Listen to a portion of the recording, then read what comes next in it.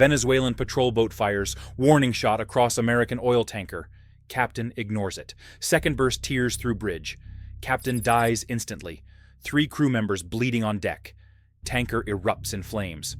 2.3 million barrels of crude burning 67 miles from Florida coast. Venezuelan government claims self-defense. American government calls it murder. 90 minutes later, F-35s launch from Homestead Air Reserve Base. Target coordinates locked. Venezuela has 6 hours before everything changes. This is how one dead captain starts a war. March 18, 2025. The MT Liberty Star departs Port of Spain, Trinidad at 4:47 a.m., American-flagged tanker. Marathon Petroleum charter, crew of 23, carrying crude oil bound for Texas refineries. Captain James Morrison commands from bridge. 34 years maritime experience. Never lost a ship, never failed a safety inspection, veteran of Gulf operations. This should be routine transit, Caribbean waters, clear weather, normal shipping lane. Nothing suggests the next 4 hours will trigger international crisis. The Liberty Star follows standard route north, along Venezuelan coast, international waters. 67 miles offshore, well beyond 12-mile territorial limit. Beyond 24-mile contiguous zone, legal transit under UN Convention on Law of the Sea. Captain Morrison knows maritime law, maintains precise navigation. GPS confirms position every 30 seconds.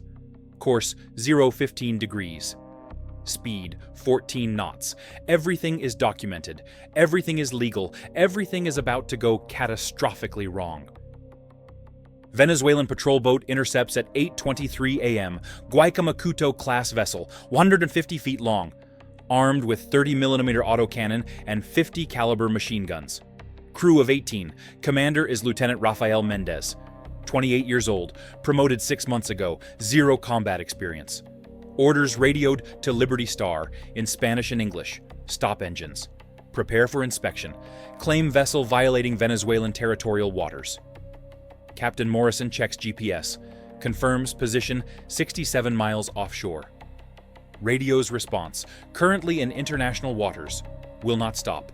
Will maintain course and speed. Venezuela has no legal authority. What would you do as tanker captain in this situation? Type A for stopping. Type B for maintaining course. Lieutenant Mendez faces decision. Captain refuses compliance. Venezuelan orders are clear. Any vessel in exclusion zone gets stopped, inspected, seized if necessary. President Maduro declared 200-mile economic exclusion zone 3 weeks ago. International community rejected it, called it illegal. Venezuela doesn't care. Enforcement begins today. Lieutenant Mendez receives radio authorization from Shore Command. Use force if necessary. Compel compliance. Show Americans that Venezuelan waters are sovereign. Mendez orders warning shot. The 30mm autocannon fires single round at 8:26 a.m. Shell passes 50 yards ahead of Liberty Star's bow. Water erupts. Message is unmistakable. Stop, or next round hits ship. Captain Morrison radios distress call. Under threat from Venezuelan military. Position 67 miles offshore, international waters, requesting immediate assistance. Then, he does something that seals his fate. He maintains course, doesn't slow, doesn't turn, doesn't comply. Captain Morrison spent 34 years following maritime law. Not going to stop following it now. Not going to recognize illegal Venezuelan claims. Not going to surrender American flag vessel to Third World patrol boat. Lieutenant Mendez interprets continued movement as defiance. Orders sustained fire. The 30mm autocannon opens up. 5-round burst. Shells designed for anti-aircraft use. Each weighs 1 pound. Travels 3,400 feet per second. Explosive incendiary rounds. First shell hits bridge windows. Explodes. Glass shreds everything. Captain Morrison dies instantly. Shrapnel tears through brain. Second shell penetrates navigation equipment. Third hits helmsman. Severs both legs. Fourth and fifth rounds miss high. But damage is done. Bridge is destroyed. 3 crew members dead. 4 wounded. Tanker continues forward on autopilot, nobody alive to stop it. Don't miss how this incident escalates into full conflict. Subscribe now for complete coverage. The Liberty Star's distress call reaches U.S. Coast Guard Station Miami at 8:27 a.m. Mayday transmission. Under attack. Casualties reported. Position transmitted. Coast Guard launches HH-65 Dolphin rescue helicopter immediately. Alerts U.S. Navy. U.S. Southern Command goes to alert status. But Coast Guard helicopter is 140 miles away. 28 minutes to scene. Navy ships are even farther. Closest vessel is USS Winston Churchill, Arleigh Burke destroyer. Currently 240 miles south. 2 hours away at flank speed. American response will be too late. The tanker burns. Crew dies. Venezuelan patrol boat withdraws to territorial waters. Disappears before anyone can respond. The attack creates immediate petroleum disaster. Liberty Star carries 2.3 million barrels of crude oil. Value $207 million. Impact from autocannon shells ruptures fuel tanks. Crude spills into Caribbean at 50,000 gallons per minute. Oil slick spreads. Catches fire from electrical sparks. Flames engulf tanker stern. Crew abandons ship. Lifeboats launch. 15 survivors in water, 3 dead on bridge. 5 missing below decks. Presumed dead from fire or drowning. The burning tanker drifts north, toward Florida coast, toward American waters, toward environmental catastrophe, toward war. Coast Guard helicopter arrives at 8:55 a.m. Crew assesses situation. Tanker fully involved in fire, flames 200 feet high, smoke visible from 80 miles. Survivors in lifeboats. Helicopter begins rescue operations. Hoists 14 survivors. 1 died in lifeboat from injuries. Final count. 8 dead. 15 survivors. Most with burns, shrapnel wounds, psychological trauma. They watched their captain die. Watched their ship burn. Watched Venezuelan military commit murder in international waters. Survivors provide consistent testimony. Unprovoked attack. No warning beyond single shot. Sustained fire after compliance was obviously impossible. This wasn't interdiction. This was killing. This level of detailed incident analysis requires serious research. Subscribe to support our work. American political response is immediate and furious. President receives briefing at 9:30 a.m. Eastern Time. American flagged vessel attacked. 8 Americans dead. International waters. Unprovoked aggression. President orders emergency National Security Council meeting. Convenes at 11:00 a.m. Joint Chiefs present military options. Secretary of State argues for diplomatic response. Secretary of Defense recommends military action. Intelligence Director confirms Venezuelan intent was hostile. This wasn't mistake. This was policy. Maduro government deliberately attacked American vessel to enforce illegal territorial claims. The meeting lasts 47 minutes. President decides military response authorized. Venezuela will learn respect for international law through force. Venezuelan President Maduro gives defiant speech at 3 p.m. local time, claims tanker violated territorial waters, refused legitimate inspection, fled from lawful authority. Venezuelan forces acted appropriately, defends national sovereignty, promises to continue enforcing exclusion zone, accuses America of imperialist aggression, calls for Latin American solidarity against Yankee imperialism. The speech plays to domestic audience. Nationalist rhetoric, anti-American sentiment. Maduro's approval rating jumps 12 points overnight. Dead Americans don't matter. Venezuelan sovereignty narrative is what counts. Maduro thinks he won political victory. He's about to learn cost of that victory. American military response begins at 11:47 p.m. that night. USS Florida, Ohio-class guided missile submarine, surfaces 200 miles off Venezuelan coast. Captain Thomas Rivera commands from control room. Orders received. Execute authority confirmed. Presidential authorization verified. Hatches open hydraulically. 22 vertical launch tubes exposed to night air. Tomahawk cruise missiles loaded. Ready. Targeting data uploaded. Venezuelan naval bases, coastal radar installations, command centers, communications facilities, each target selected by intelligence analysts, each coordinate verified by satellite imagery, each strike calculated for maximum impact. Captain Rivera gives launch order at 11:48 p.m. First missile ignites. Rocket booster fires. Missile climbs vertically. Reaches 1,000 feet. Booster separates. Turbofan engine starts. Missile transitions to horizontal flight. Wings deploy. Tail fins extend. GPS navigation activates. The missile flies 550 miles per hour at 100 feet altitude. Following terrain. Avoiding radar detection. Programmed route takes it around known air defense sites. 7 missiles launch over next 4 minutes, each following different path, each timed to arrive simultaneously. The missiles fly through darkness. Digital brains calculating, adjusting, navigating. They arrive over Venezuelan targets at 12:34 a.m., March 19th. Precision strikes, GPS guided, each missile carries 1,000-pound warhead. Penetrating, fragmenting, incendiary. Enough to destroy hardened structures, enough to send message, enough to start war. If you're following this escalation closely, hit that like button and subscribe for analysis.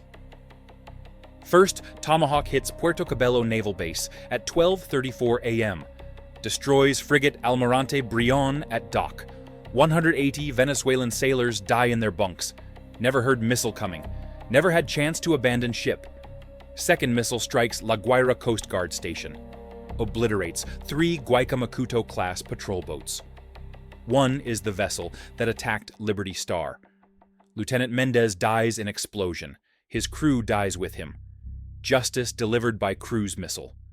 3rd through 7th missiles eliminate radar sites, communications facilities, naval command center. Venezuela's coastal defense infrastructure is crippled in 8 minutes. Venezuelan military attempts response, but response requires coordination, requires communications, requires command structure, all destroyed by American missiles. Air Force tries to scramble fighters. Can't get clearance. Ground control is rubble. Navy attempts to sortie. Can't leave port. Navigation systems are offline. Army mobilizes. Has nowhere to go. No orders to follow. Venezuela's military is paralyzed. Leadership is dead or hiding. Rank and file are confused and scared. American precision strikes decapitated Venezuelan defense capability without invading, without occupying, without single American casualty. What would you do as Venezuelan military commander after this strike? Comment your tactical response below. March 19th brings Phase 2. American Special Operations Forces infiltrate Venezuelan coast under darkness. 4 teams, 48 operators total. Mission parameters specific. Secure oil infrastructure. Prevent sabotage. Protect American corporate assets. SEAL Team 4 launches from USS Kearsarge. 2 MH-60 helicopters. 12 operators per aircraft. Flying 40 feet above waves. Radar evading. Silent approach. Land near Lake Maracaibo at 2:17 a.m. Infrared goggles illuminate target. Chevron oil facilities. Security force of 23 Venezuelan guards. Most sleeping. SEALs neutralize perimeter in 4 minutes. Suppressed weapons. Hand signal coordination. Guards zip-tied. Facility secured. SEAL Team 8 conducts amphibious insertion at Puerto La Cruz terminals. Rigid hull inflatable boats. Approach from sea. Scale port walls. 18 guards captured. 2 wounded. Terminal secured by 3 a.m. Delta Force operators parachute into Paraguaná refineries. Halo jump from 25,000 feet. 72 operators. Storm refinery at 3:30 a.m. Venezuelan garrison of 340 soldiers caught sleeping. Surrender without fight. Rangers conduct combat jump into Orinoco Belt. C-130 aircraft at 800 feet. 450 Rangers deploy across 6 drop zones. Secure pumping stations, pipeline facilities, storage tanks. By dawn, American forces control 80% of Venezuelan oil production. Not destroyed, controlled. Maduro can't export, can't generate revenue, can't fund military. Economic warfare through infrastructure occupation. Colombian government provides critical support, allows American aircraft to stage from Palenquero Air Base, shares intelligence on Venezuelan military positions, coordinates border security. Colombia has old scores to settle with Venezuela, decades of Venezuelan support for FARC guerrillas. Border incidents, territorial disputes. Now opportunity for payback. Colombia commits fully, offers bases, supplies, intelligence. Everything except actual combat troops. American operations launch from Colombian territory. Venezuela is surrounded, isolated, facing military superpower with regional ally support. Brazilian government takes opposite approach, condemns American aggression, calls for diplomatic solution, criticizes use of force. But Brazil also quietly closes border with Venezuela, restricts refugee flows, prevents Venezuelan military from seeking sanctuary. Brazil talks peace while enabling American military operations through passive cooperation. South American politics is complicated. Public statements mean nothing. Actions tell the truth. Brazil won't fight for Venezuela, won't fight against America. We'll profit from both sides while pretending neutrality. Your engagement shapes what content we produce. Drop your analysis in comments and share this video. By March 22nd, Venezuelan government faces total collapse. Military is shattered. Economy is destroyed. Oil production is controlled by Americans. No revenue, no resources, no ability to resist. Maduro goes into hiding. Cabinet ministers defect, taking families to Colombia, to Brazil, to Panama, seeking asylum, bringing classified documents. Intelligence windfall for American planners. Venezuelan generals negotiate surrender terms privately. They want immunity, want money, want positions in transitional government, want guarantees for families. Everything is negotiable when you've lost, when your forces can't fight, when your leader is hiding, when your nation is occupied without invasion. March 25th brings formal ceasefire. Venezuelan military command requests negotiations. Panama City, chosen as neutral location. American terms are non-negotiable. Maduro resigns. Transitional government formed. Elections supervised internationally. Venezuelan military reduced by 60%. All anti-American rhetoric ends. Oil contracts restored to American companies. Reparations paid for tanker attack. Venezuela accepts completely, has no choice. Can't negotiate from weakness. Can't demand when you've surrendered. The tanker incident that started with 8 dead Americans ends with regime change. With American corporations regaining assets, with Venezuelan sovereignty subordinated to American interests. Total casualties reflect asymmetric nature of conflict. Venezuelan losses, 2,140 military killed, 6,300 wounded, 89 civilians dead from collateral damage. American losses, 8 sailors killed in tanker attack, 0 combat deaths, 12 special operators wounded in ground missions, none killed. This is capability gap between modern military superpower and regional force. Technology matters, training matters, precision matters, resources matter most. Was American response proportional to tanker attack? Or did USA overreact to justify regime change? Share your honest assessment below. The tanker incident reveals uncomfortable truths about international system. Maritime law protects ships, unless you can't enforce it. Venezuela claimed territorial waters. International community rejected claim. Didn't matter. Venezuela attacked anyway. Only American military power restored order. Not international law, not United Nations, not diplomatic pressure, force. Nothing else worked. Nothing else was tried seriously. 8 Americans died. American military destroyed Venezuelan regime. The message is clear globally. Attack American vessels. Kill American sailors. Face complete destruction. Regional implications reshape South America. Colombia emerges stronger. Border secured. Enemy defeated. Brazil's neutrality is exposed as cowardice. Failed to support either side effectively. Venezuela becomes cautionary tale. Nationalist rhetoric doesn't stop cruise missiles. Sovereignty claims don't defeat special operations. Anti-American posturing doesn't prevent regime change. Cuban government loses ally. Nicaraguan government loses sponsor. Socialist governments across Latin America moderate their rhetoric. Nobody wants to be next Venezuela. Nobody wants American military testing their defenses. To nations considering attacks on American vessels, understand this reality absolutely.